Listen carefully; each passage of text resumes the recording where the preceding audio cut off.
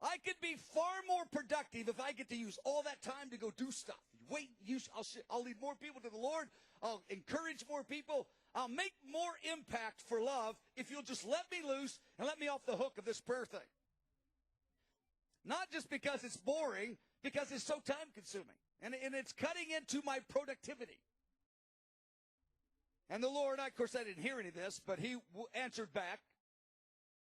It's only years later I figured out he answered me back. He says, you measure your productivity by, in decades, in units of 10 years, not in months, but in decades, and you will have far more productivity if you give me those couple hours every day. You lose your productivity immediately, but I will return it back to you far more productivity than you would have had if you would not have sowed your time in love before me, doing it my way. 2 Corinthians chapter 12, verse 9. I call this passage, this verse, the principle of the fasted lifestyle. This is the main principle verse I use when I think of the fasted lifestyle. Paul is suffering persecution. And he's, pained over it. People are speaking wrong things about him, lies about him. He's getting beat with whips. He's been put in prison. People are undermining his ministry, hindering his money. Every time he turned around, something was coming against it. And the Lord appears to him, says, Paul, let me explain something to you. My grace is sufficient for you because my strength will be perfected in you as you continue in weakness. That's an interesting phrase. Now, the weakness that the Lord's talking about, it's not moral weakness. He's not saying, as you keep sinning and get forgiveness, you'll see how nice I am. That is true, but you do see how nice God is when he forgives you, when he forgives me. But he's not talking about moral weakness here. He's talking about voluntarily embracing weakness. Choices that he's making. Meaning, if Paul walks into that one city and preaches, he's going to get beat up. He knows it. He's going to get hit with rods. But he walked in, he preached, and they beat him. And he came out and goes, now I'm just really set back. I'm in pain. I can't minister for a while. In other words, he voluntarily allowed weakness in terms of his productivity and strength. And the Lord says, you wait and see what I'll do. Now, you don't go stir people up and cause trouble intentionally. You just be faithful to the truth and trouble will find you.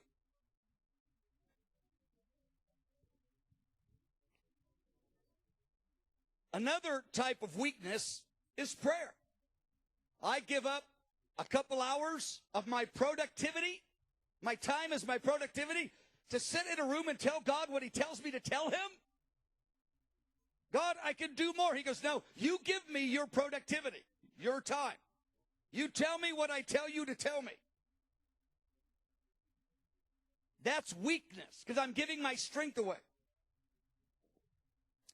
You tithe your money. You take 10% and you go beyond that. You give another 10%. When you give your money, you're giving your strength, your ability to influence. You actually really lose it. When you give $100, that $100 is really gone. And the Lord says, in my accounting, I will return that financial strength. I will return that productivity from your time. I will return everything back to you in my timing. That's called weakness. But weakness is the context to which God releases his strength. Now, when he said, my grace is sufficient for you, some people, when they read the word grace, well, I'll say it this way. The word grace has two components. There's a mercy dimension of grace, unmerited favor. God forgives you. We talk about his grace, and often we mean mercy, his willingness to give us unmerited favor. We don't deserve it, but we get it. There is a mercy dimension to grace, but there's a bigger dimension to grace than mercy. Mercy is a subunit of grace. The other dimension of grace, which it mostly means, is God's enabling or God's empowering in your life. So, the Lord's not saying my forgiveness for you is sufficient. He's saying my enabling of you is sufficient. If you will embrace weakness, you will see a greater enabling. You will see a greater increase called perfected strength. Paragraph M.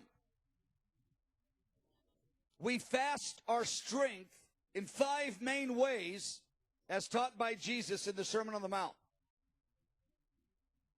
5 main areas.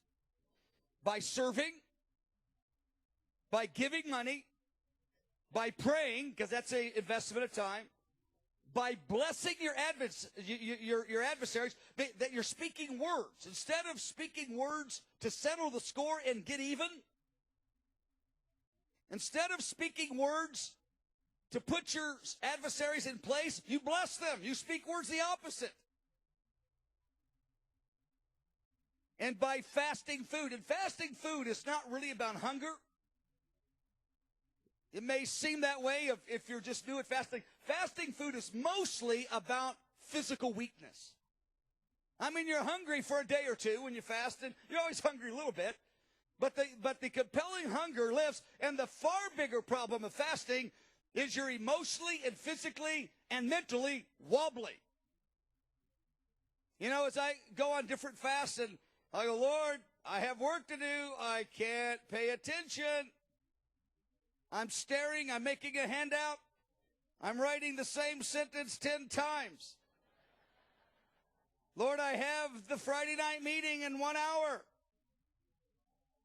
I can't make it work. And the Lord says, stay with it. Stay with the fasting. It's physical weakness. I can't make the same ability of clarity of mind. Our emotions get wobbly. Our mind is wobbly. Our body's wobbly. But we really give our strength to the Lord when we do that.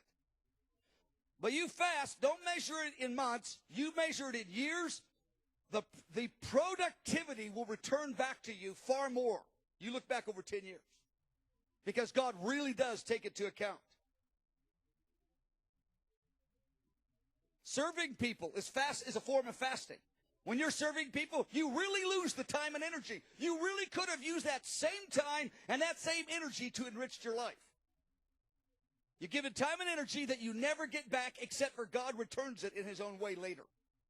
And he takes it as love. The Lord says, I take that very personally, that you invested yourself in this way. Now, this is called loving God with your strength, and he wants us to love him. This is different than loving him with our mind and different than loving him with our heart. Now we'll go to the final focus here, the fourth sphere, loving God with our soul. When we love God with our soul, this is related to how we derive our identity. How we establish our identity is related to loving God with our soul. Let me explain. Our identity is determined by how we define success and value, how we see ourselves. Our most natural way to define success is we get success from our accomplishments or we get our success from people. But what the Lord wants us to do is to find our identity, our definition of success. That's what our identity is. We find our identity in our relationship with the Lord instead of in our accomplishments or in other people. And we all naturally, just automatically find our identity in what we accomplish and who recognizes us. And the Lord says, I want you to go on a journey of shifting in a radical way the way you define success and therefore the way you derive your identity, the way that you see yourself. Paragraph O.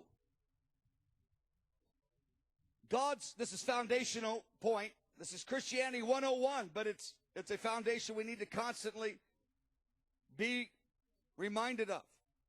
God's love for us, the fact that he loves us is what determines our personal worth.